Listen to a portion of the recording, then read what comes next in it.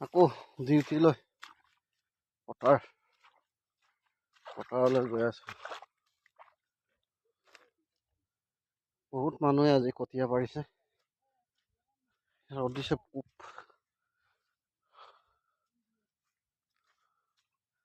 আজি বাৰু গৰু কমিছে, কমি গৈছে।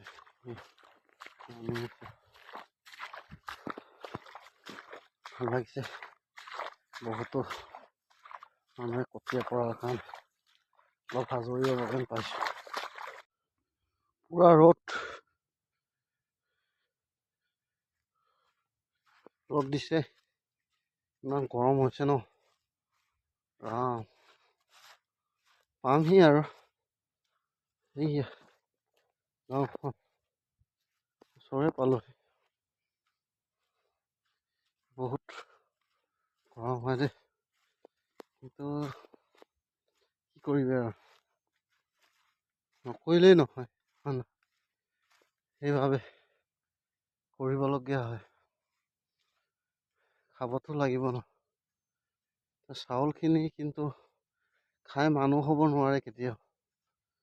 যেনে যিখিনি মানুহে চাউল কিনি খায়, সেয়েহে বুজি পায়। আগতে আমিও চাউল কিনিছিলোঁ। কুইণ্টেল চিষ্টেমত আমি লৈ আছিলোঁ। তেতিয়া সিমান দাম নাছিলে বাৰু, 10 টকা নে 12 টকা আছিলে নেকি। 5 টকাৰ কিনি খাইছোঁ, 5 টকাৰ পৰা। 5 টকা 50 পইচা। তেতিয়া গান এটা গাইছিলে, কোনে গাইছিলে এইটো মনলৈ নাই অহা। আপোনালোকে শুনিছিলে নাই জানো, আমাৰ মিচিংসকলে জানিব। বজাৰলৈ গপ আমবনচেৰ ক তাঁত বুলি গান এটা আছিলে। গানে বিহু গীত আছিলে নাজানো। এইটো নাজানো মানে মনত পৰা নাই। বাৰঙ আদলি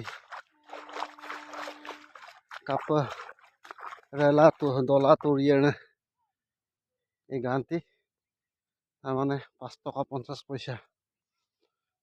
তেতিয়া দিনা, এতিয়া কিমান 34 টকা। 5 টকা 50 পইচাটোৱে ডাঙৰ বুলি ভাবিছিলোঁ, তেতিয়াই গান লিখিছিলে। কিন্তু এতিয়া 34 টকা হৈছেগৈ আৰু কিমান বা বাঢ়িব নাজানো। বঢ়াই থাকিব আৰু বাঢ়িব। খেতি নকৰিলে উপায় নাই, হয় নাই বাৰু গাইছ।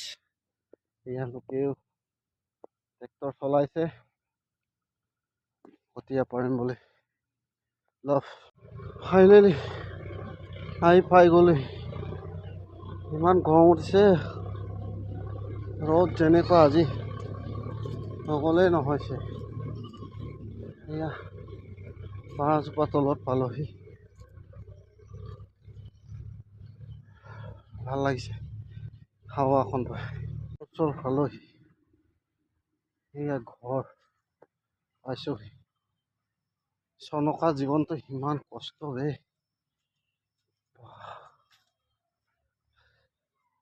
ইমান কষ্ট কৰি হঠাতে গুচি যাবগে লাগিব জীৱনটো।